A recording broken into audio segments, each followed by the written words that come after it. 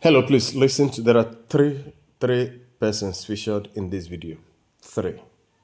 Now, I want you to listen to the three of them and tell me the one you consider to be the most idiotic and the most foolish, the most irresponsible, the most nonsensical statement ever made by an adult.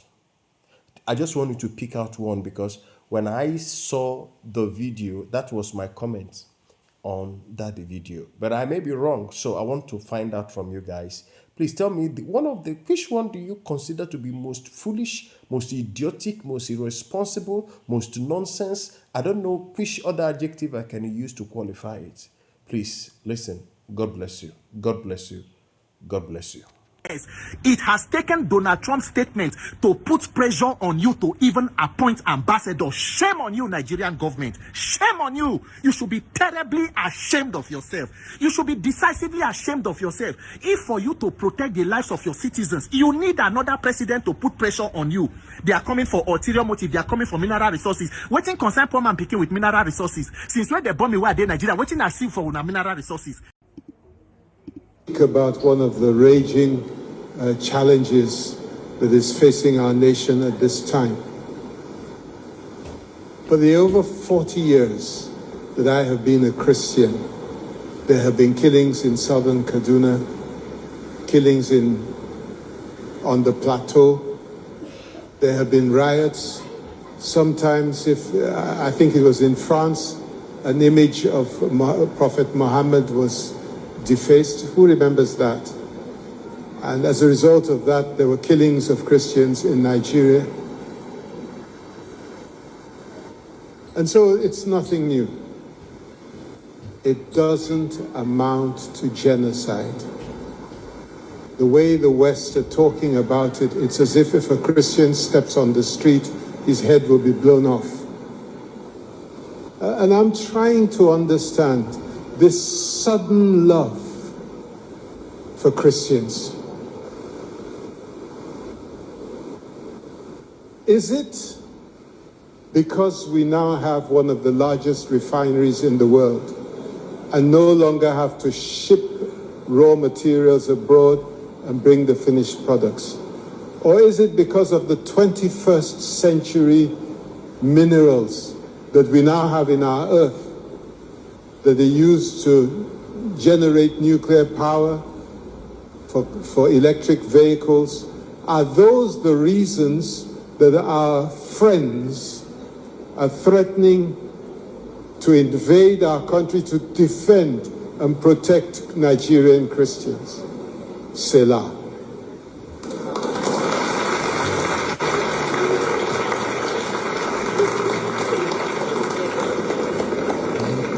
Let's bring our service to a close. As the representative of CAN, I'm going to put the same question to you. When you hear the term or the allegation of Christian genocide from the United States, President Trump, Ted Cruz, etc., what were your thoughts? And indeed, do you agree with them? Because you are running out of time, I will save you and just go to the basic. One, I've listened to the other speakers. I've listened to the arguments they bring. I am not speaking from research or whatever. I'm speaking as a victim. I'm speaking as the pastor who buried the almost 2,000 people in 2000 in Kaduna. Quote me, my name is Reverend Hayab. I'm speaking as the pastor who also did the mass burial of the over 300 people of the Miss World Beauty pageant on the 23rd of November 2002. I'm also the pastor who came out publicly to denounce the Danish cartoon in 2006, but it later leads to the death of Christians in Maiduguri and death of Christians in Bauchi. So I have been around and I think I know this story. Listening, we are coining it into the politics of America as if we are not in Nigeria. And someone is saying that at least if it was used, sincerely speaking, there has been killings of Christians in northern Nigeria before even the advent of Boko Haram. I was in Kano. I just left Kano with 1 week, and the killing of the visit of Reabonke happened. People were caught. You know, it's a different thing that you are shot to death. It's something else that you are caught to pieces, caught by the neck, caught hacked to death.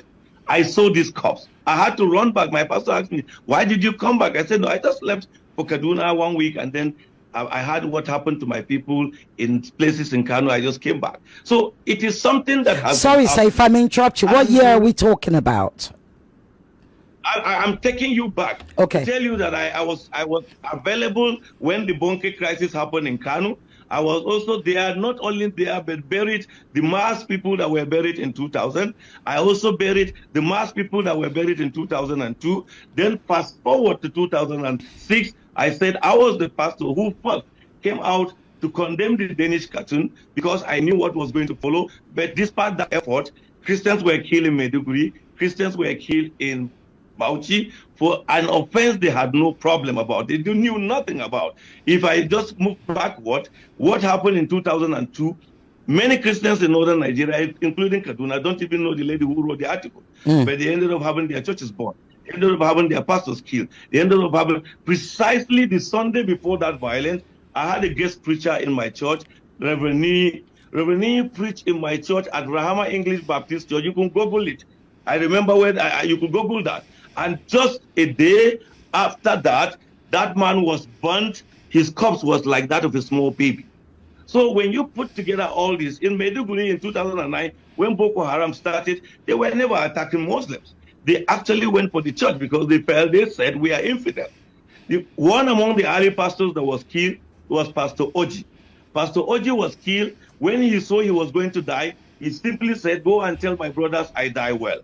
Pastor Osonibon was also Sylvester Osonibon, because I traveled with the corps to Ekot Ipene, and then Pastor Yakubu Bitrus, whose brother was then the medical director of the General Hospital in Maiduguri. So I got involved in these things more than the hair story. The Christian North have suffered killing. The Christian North have suffered so much in this thing that today culminates into genocide, as it has been called. So for anybody to say it does not exist and is bringing story of Boko Haram or recent happenings of bandits may not understand, because I followed the conversation. Nobody is saying that the Christian North was just killed in 2002 or they were just killed in 2019. There has been a history. There has been certain pattern. There has been certain developments. But let me come back to the last 6 years. I am this same pastor who came out severally on this medium and other medium to cry when I was burying 30, 20, 40, and many other numbers. And why were those people killed? The story they've always want to tell is that, no, it is a farmer's herders. I'm above 56. I know the difference between a farmer's and herders conflict. And I know the difference between someone coming to exterminate or eliminate a certain group of people. Because farmers, as we knew, simply had little misunderstanding with herders, and the herders will come either to the police station or to the traditional ruler or community leader, and such issue will be discussed, and they will now ask for reconciliation and possibly ask for little payment of damages. But we have a situation where innocent women are sleeping in their sleep with their children, with their husband, and people will come to their community, chant religious slogans, set their houses ablaze, shoot them and cut off their necks, and do not stop there, also burnt their religious places. And you still want me to say, no, it is just a communal clash, because that's the kind of farmers had that clashes. And that's why today we are hiding under those things to argue about that.